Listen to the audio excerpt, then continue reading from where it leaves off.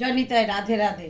চলে এসেছি, দেখো আজকে বৃহস্পতিবার, আমার গোপালের থালাটা তো দেখাতে হবে। আজকে আমি গোপালের থালাটাই দেখালাম।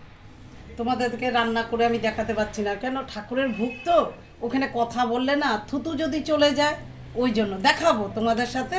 আমি দেখাবো, কিন্তু মুখ বন্ধ করে করলেও তো দেখো। তবে আজকে আমি যা রান্না করেছি, গোপালের রান্না, উলকপির ঘন্ট করেছি মটরশুঁটি দিয়ে, ধন্যপাতা দিয়ে বানিয়েছি, হ্যাঁ, আর বিউলির ডাল দিয়েছি কিন্তু, হ্যাঁ। আচ্ছা, সোমবারে ভেজ ডাল বানিয়েছি, আর সাথে বানিয়েছি আলু ভাজা, ইয়ে করলা দিয়ে। গরম পড়ে গেছে তো, মুখের স্বাদটা তো চাই বলো। তার পনির পকোড়া বানিয়েছি।